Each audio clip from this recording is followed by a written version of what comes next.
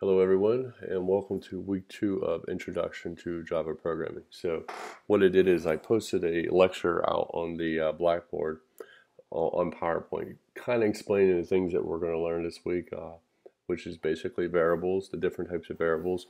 We kind of touched bases on it a little bit in class last week, but today I'm going to set up a few different videos to kind of get you started. As you see here on the screen, I already have this already set up with variables. So I already have everything up and running. So I've already created I came in and created a new project. And then after I created the project, I created a class. So next video, as a package, you could have the default package. You can always rename that. Things that we talked about. In this case, it's just a variable static. So as you see here, this is our starting point. This is our main class. And this is the main part of the class. So think of it as when the program starts up, this is where it's going to start, and it's going to say, hey, what do you want me to do now? I'm sitting here, you tell me. So in this example, what we're going to do is we're going to set up a class called public static. You notice here I'm not. It's called a method. So we're going to set up a method called public static void. We'll call calculator. In this case, we don't want to pass any parameters. So you just want to make sure that when you do it, you do an open, close parentheses, and then you do your open and close method. But brackets right here. Okay. So what I'm going to do here is I'm going to go ahead and set up down the row examples of different variables that method lower and uppercase. So what we could do is say the method was like, let's say working with variable type something up. Case sensitive. So for example, let's say that we want to set up a string was. Okay, and a string is, like we mentioned last week, it's just basically a name here. So let's say that we want to do string name, and then we have to end it. Good. As you notice here, it has a little bit of a red line. Number can't be resolved. Because what that means is Java doesn't know what that is. Okay. It's like, what is this? So we're accepting, why are you creating this? Two numbers should be passed. The only way that would work in this case, as if you remember in our first discussion, we talked about DOL. And we set up our own dynamic library and specified a list of our own variable types. Well, guess what? Once that's declared, and then we have an import piece up here. Say we had a pair called import something up here. Let's call that method. What would happen is, even though that's nothing, it would pick up the string because it would notice the library and say, oh, okay, I know what that is. But in this case, we're using Java slang. So what we want to do is we want to use uppercase string. So now we see here we have string name. Another thing is, if you click on the yellow part of it, it says the value of the local variable is not used. So it notices that we declared it, but it doesn't know that we actually have used it. Let's see. So in this case, we could do a couple different things. We could do name equals no walker. Let's see here, we want to put number 1. Excuse me, and we do that. And number 2. Now that works that way. The value of local variable is not used, but it is used because you see here name equals no walker. So that's one way of doing it. Another way is we could just say two things out. And we don't want that. We could do number 1 equals no walker. As you see here, now we declared our string and we call it no walker. As you see here, it passes. You notice here that end part right there. You notice it's unresolved. Another way, when working with Java, C# and some other programs, you have to use a semicolon or the program will not work. So in this case, it works fine. So let's say that we wanted to print that. So we did this in class. All right, so right now we're not getting into the swing aspect of it. We're just kind of getting into just so you feel how the right stuff. And that's why it's nice to use the console. Another some testing here. So in this case, we're going to type in system.out.print. You know what? Let's go back and come up. Let's save this. Well, and we're going to leave that string. The variable there. So the variable is for our thing is we'll call it different method. So let's create a new. So what we're doing here, we're saying string name equals no walker. We want to print it to the screen. Converting is no, and we want to use that variable name. Except, has anyone seen what we did wrong here yet? I ran it, but it didn't work.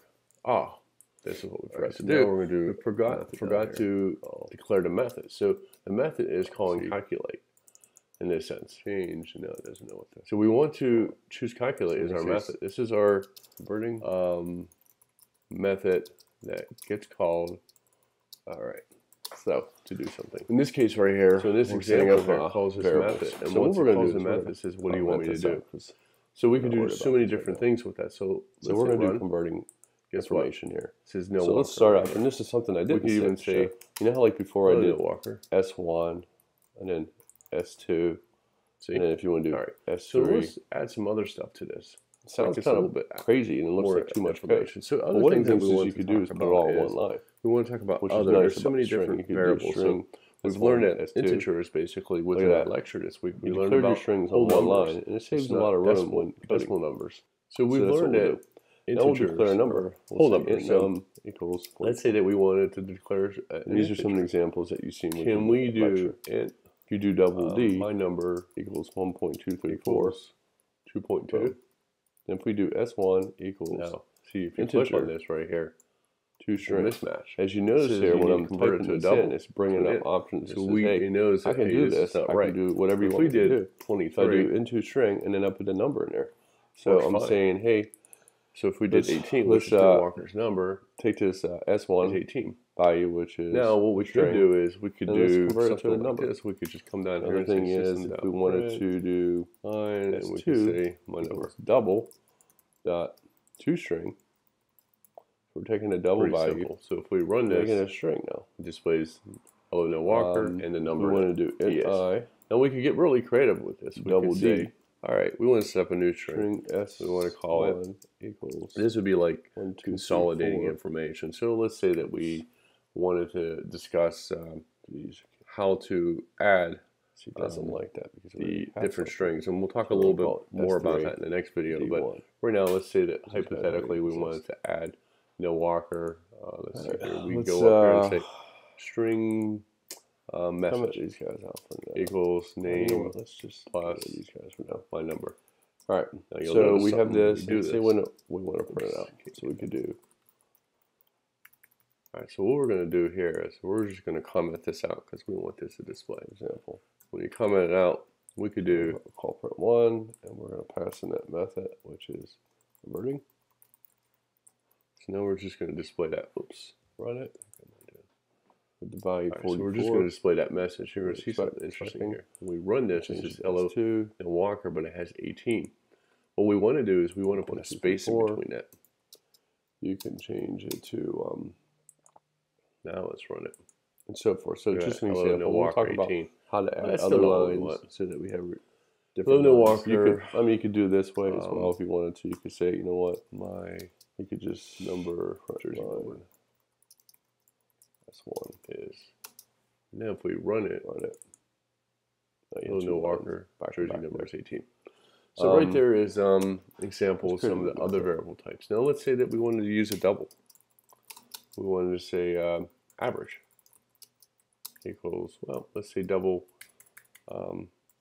So in this method here, we're going to say, because now we could declare what we wanted to here.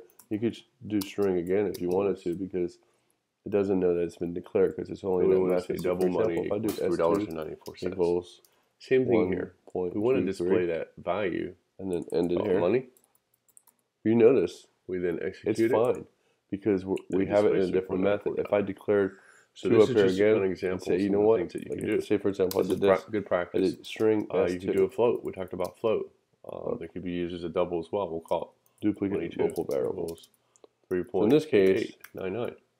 This is a new method, and I'm just doing a new. So in this case, we have declaration down here. But what we could do is we could do 33. We'll set it I equals and it'll work fine. Integer, which we didn't declare, so we need to declare it first. When you're doing a double, you have to convert it. Int I. See, it gives it the 30. It gives it the idea that you're doing $33.00. Another one would be a char, which is very much a string. Down here you can do char. I equals last name integer equals parse. Jeffries. Everyone knows what parsing is. It's just being able to take information. I'll tell you about it in a second here. So let's say, for example, we have a problem here.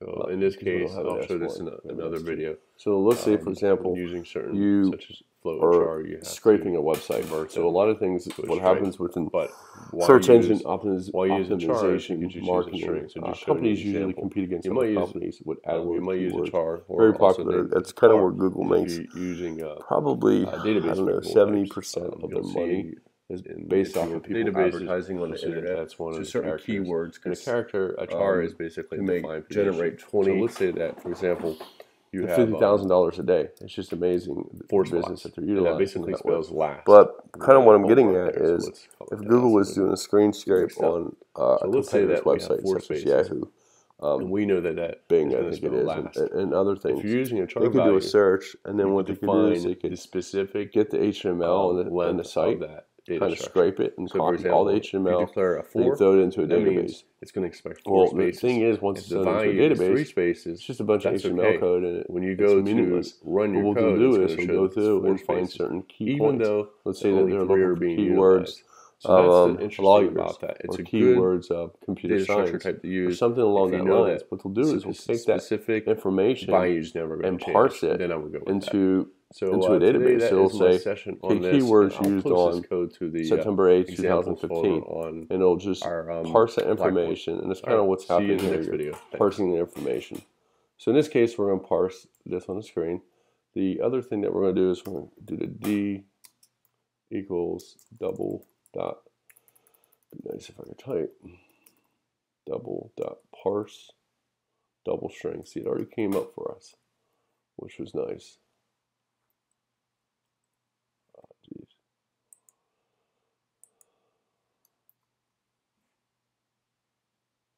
Alright, so I already brought it up, parse a double, and let's create a system. Another thing you could do instead of typing this out every single time, which gets annoying, is you could just do this. You could just do I. Run it. But right now it's going to call. We have to change that.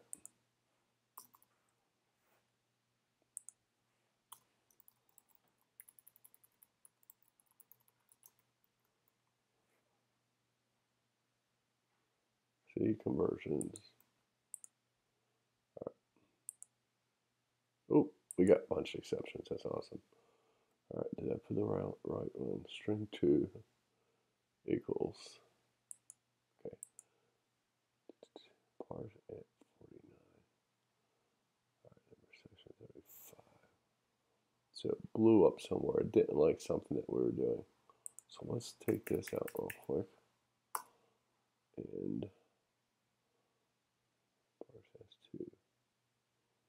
because we didn't convert it.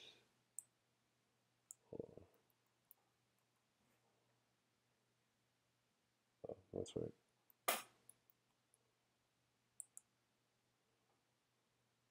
Let's do S2 real quick. Oh, hold on.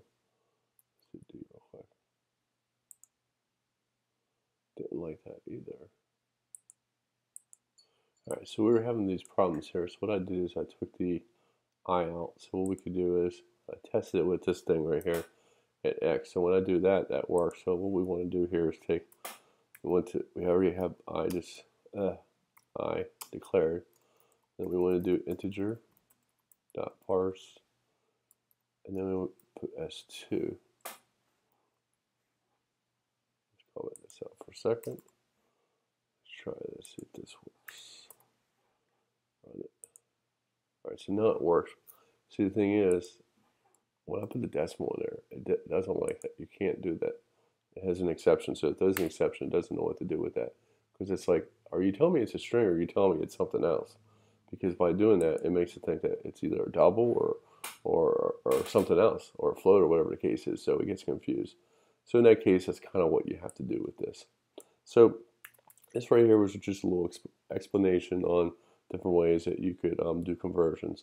In the book, it has different information as well.